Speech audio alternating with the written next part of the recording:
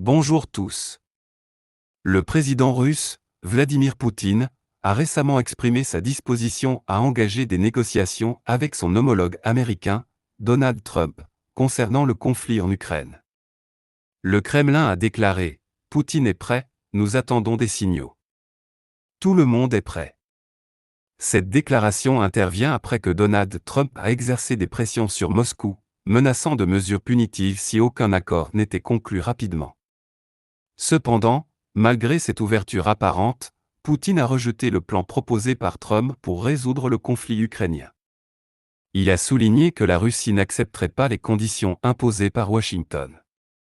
En résumé, bien que Vladimir Poutine se dise prêt à discuter avec Donald Trump au sujet de l'Ukraine, il refuse les propositions actuelles de Washington, préférant attendre des conditions de négociation plus favorables. Je vous laisse suivre la vidéo et vous retrouve à la fin de la vidéo pour la conclusion et la question du jour.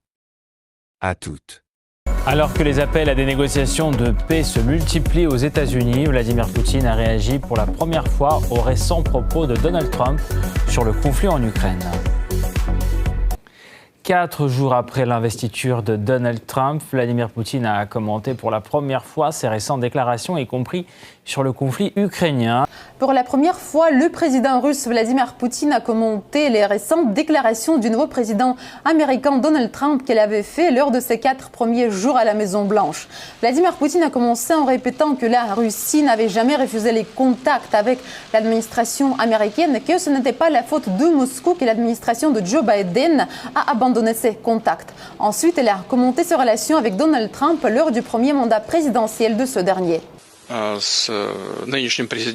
Je dirais que j'ai toujours eu des relations professionnelles, uniquement professionnelles avec l'actuel président américain, mais en même temps pragmatiques et empreintes de confiance. Je ne peux qu'être d'accord avec lui sur le fait que s'il avait été président, si personne ne lui avait volé sa victoire électorale, il n'y aurait peut-être pas eu cette crise ukrainienne qui a commencé en 2022.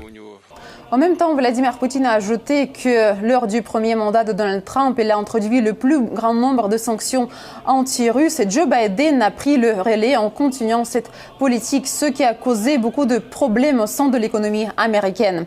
Vladimir Poutine a souligné une fois de plus que la Russie était prête aux négociations sur le conflit ukrainien, mais il y a en mai.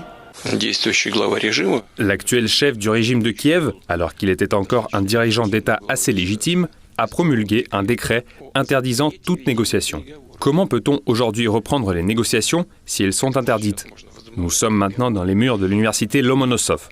Je suis juriste de formation, comme vous le savez. Je suis diplômé de la faculté de droit de l'université de Saint-Pétersbourg, l'ancienne université de Leningrad. Je peux vous dire que si les négociations commencent dans le cadre réglementaire en vigueur, elles seront, à proprement parler, illégitimes. Cela signifie que les résultats de ces négociations pourront être déclarés illégitimes. Selon Vladimir Poutine, les sponsors du régime de Kiev devraient forcer Zelensky de renoncer au décret interdisant les négociations avec Moscou. Le dirigeant russe a déclaré que la Russie aurait beaucoup de points de contact avec l'actuelle administration américaine en ce qui concerne la recherche de solutions, par exemple dans le domaine de la stabilité stratégique et l'économie. Vladimir Poutine a également commenté la récente menace de Donald Trump d'introduire des sanctions sévères et de tarifs douaniers contre la Russie si elle refuse de négocier un accord sur l'Ukraine.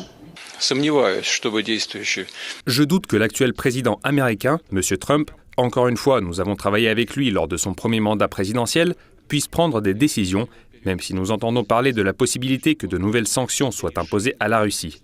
J'ai des doutes qu'il puisse prendre des décisions de ce type qui nuiraient à l'économie américaine. Donald Trump est non seulement une personne intelligente, mais aussi quelqu'un de pragmatique.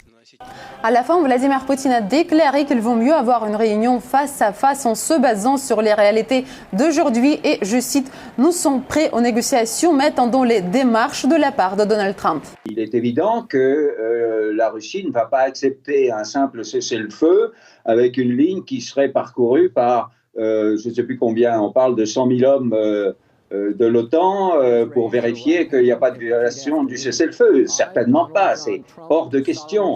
Je le répète, ce qui fait retarder l'entrée de négociations effectives, c'est que pour le moment, les États-Unis ne veulent toujours pas, n'ont pas encore accepté de reconnaître la défaite de leur stratégie et la défaite de l'Ukraine. le jour où ils diront « bon, c'est d'accord, c'est perdu », on arrête d'essayer de recruter des jeunes Ukrainiens à 18 ans, voire à 16 ans, pourquoi pas, pour continuer la guerre. À ce moment-là, ce sera du réalisme. Que représente l'Ukraine aujourd'hui ? Elle n'existe que grâce au soutien occidental, grâce au soutien de l'OTAN.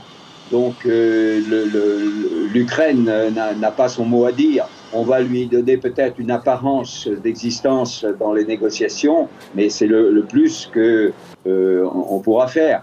Aujourd'hui, l'Ukraine n'existe plus, l'armée ukrainienne est complètement détruite, on le voit bien, et l'Ukraine ne sert plus qu'aux spécialistes de l'OTAN pour mettre en œuvre leurs attaques avec des missiles sur le territoire russe. Parce que ce ne sont pas les Ukrainiens qui sont capables de faire ça. Ils ont besoin des spécialistes otaniens pour lancer ces missiles. Et donc, c'est la seule chose que puisse faire l'armée otanienne jusqu'à présent, c'est faire croire qu'elle tient encore la ligne de front et qu'elle est encore capable d'envoyer des missiles sur la Russie, ce qui est totalement faux. Donc, le fond du problème, c'est qu'il faut que les deux parties on arrive aux réalités de la défaite ukrainienne, et à ce moment-là, des négociations sérieuses pourront être engagées. Alors que l'armée russe continue de développer son offensive dans la zone de l'opération militaire spéciale, les discussions autour de l'abaissement de l'âge de la mobilisation en Ukraine deviennent plus fréquentes. À quelle méthode recourt le régime de Kiev et sera-t-il en mesure de combler les pertes ? Le régime de Kiev est presque prêt à envoyer au front les jeunes de 18 ans et les personnes exemptées de service. Le chef adjoint du bureau de Zelensky, Pavlo Palissa, a déclaré que l'Ukraine réfléchit à de nouvelles options de recrutement, car le système de recrutement actuel, hérité de l'époque soviétique, entrave les progrès.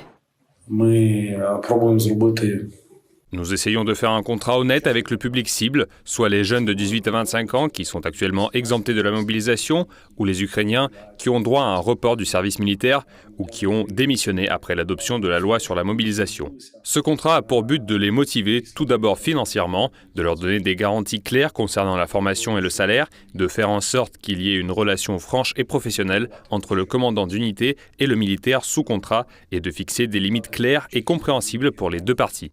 L'administration de Zelensky est depuis longtemps confrontée à un choix malaisé. Elle balance entre la radicalisation totale de sa société et le maintien de la capacité de combat de son armée.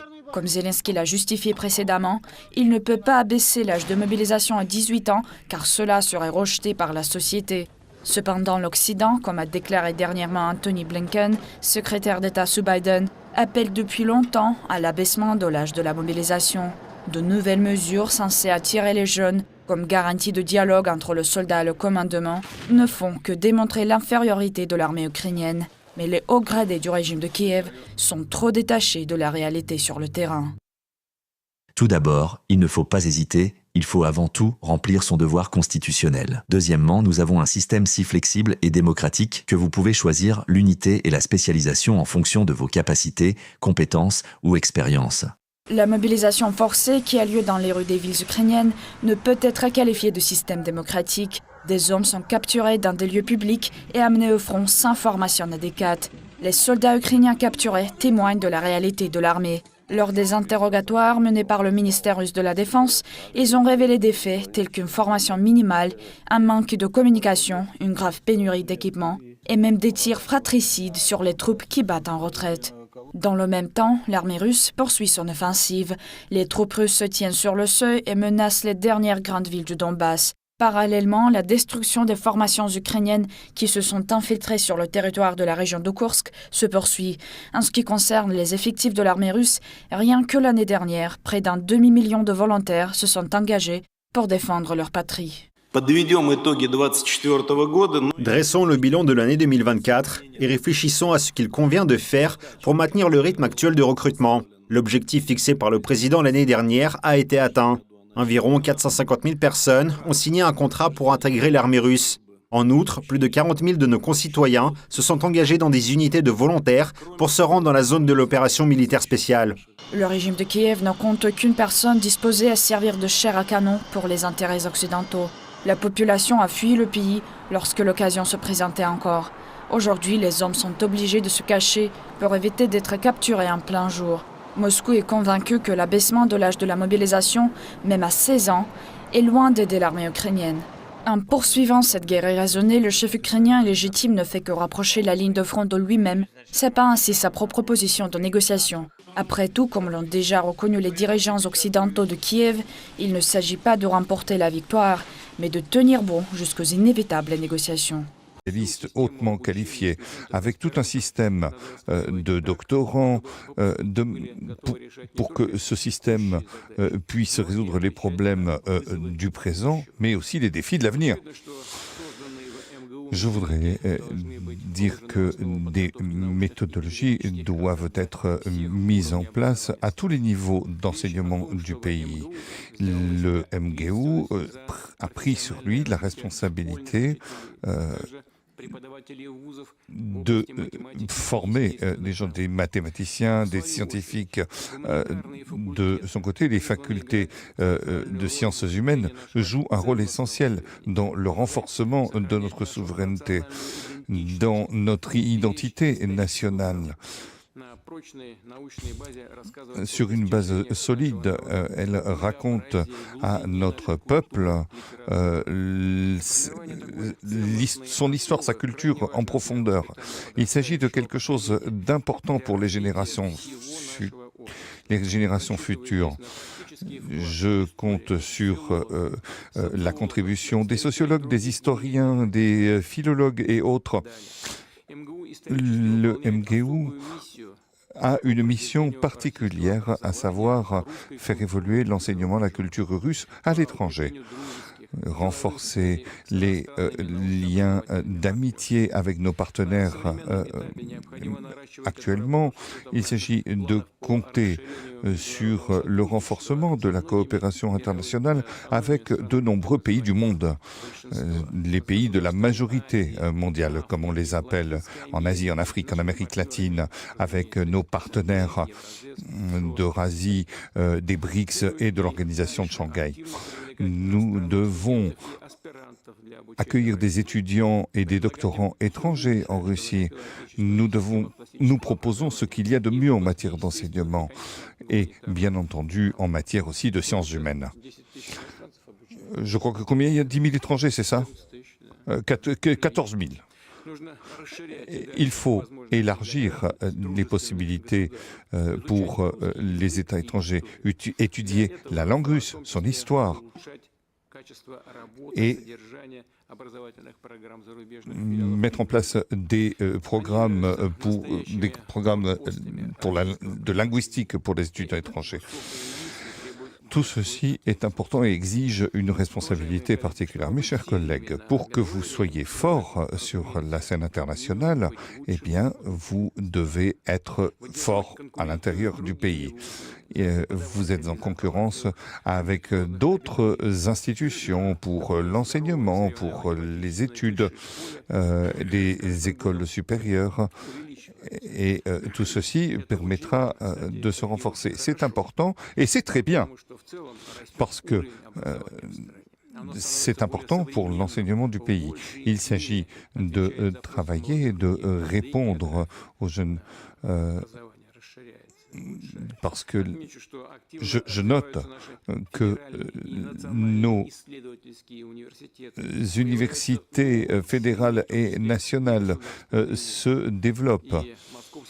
L'université de Moscou va renforcer sa position de leader et évoluer en matière de qualité également. Tout ceci est nécessaire puisque cela aboutit à un diplôme de l'Université d'État de Moscou. Je note que dans l'Université de Moscou, il y a un collectif d'enseignants très important et de très haute qualité. Ce sont les meilleurs pédagogues. Je note que les salaires, les conditions de travail doivent correspondre aux autres universités du pays. Et là, je pense que nous sommes un peu en arrière, en tout cas si on prend par rapport au salaire moscovite.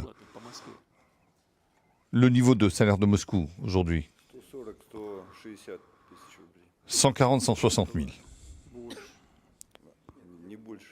Pas plus. Mais le salaire moyen à Moscou, 160 000.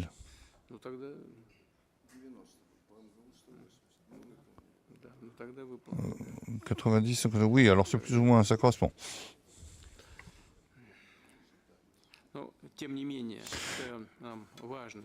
Peu importe.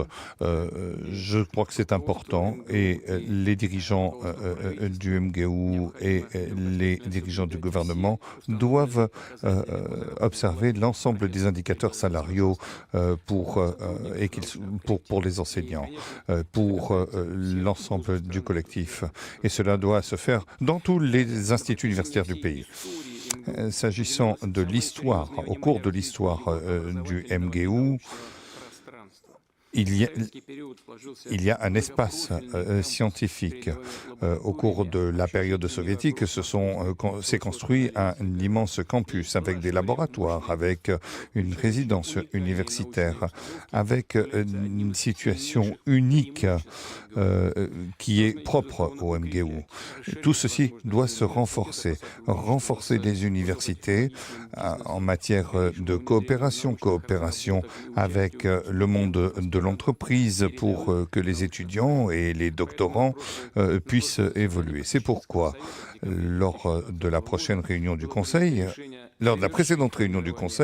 en décembre 2024, nous avons décidé de former un pôle d'innovation à l'occasion de l'anniversaire du MGU. Mais le bâtiment principal fait l'objet de travaux de rénovation très importants. Et c'est organisé par le gouvernement de Moscou. Il s'agit de former un ensemble de constructions et de nouveaux bâtiments et de rénover, comme je l'ai dit, le bâtiment principal. À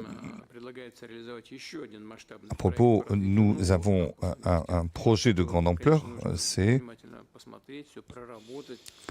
il faut examiner tout cela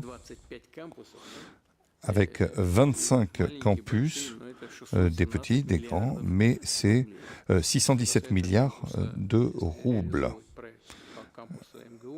C'est des sous-campus du MGU, c'est un tiers des ressources qui y seront consacrées. Il faudra bien sûr augmenter ceci pour ce projet. Et cela risque d'aboutir à des réductions. Pour d'autres projets, il faudra examiner tout cela attentivement. Mais ce n'est pas ce que nous voulons, parce que la géographie de nos centres scientifiques les plus importants ont une importance. C'est un sujet qui exige que nous discutions sur des bases sérieuses. Et nous devons, j'en ai déjà parlé, mais c'est à cela que seront consacrés des projets fédéraux liés aux sites universitaires dans les différentes entités de la fédération. Nous devons en discuter, nous en discuterons aujourd'hui, et je n'exclus pas que nous apportions des ressources budgétaires au titre du budget fédéral, des ressources supplémentaires. Monsieur le recteur, vous avez la parole. En conclusion, bien que Vladimir Poutine ait exprimé sa volonté de négocier avec Donald Trump au sujet du conflit en Ukraine, les divergences sur les conditions de paix restent un obstacle majeur. Poutine rejette les ultimatums et solutions unilatérales imposées par Washington, mettant en avant la nécessité de discussions équilibrées et mutuellement acceptables. Cela reflète la complexité des relations internationales et la difficulté d'établir un consensus dans un conflit aussi chargé politiquement. L'évolution de cette situation dépendra en grande partie de la capacité des deux leaders à trouver un terrain d'entente, malgré leurs intérêts opposés. C'est tout pour aujourd'hui.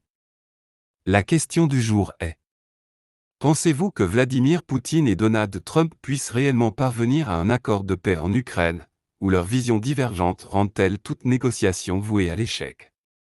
Laissez-nous vos commentaires en bas, ne manquez pas de vous abonner et de partager la vidéo. Merci et à la prochaine.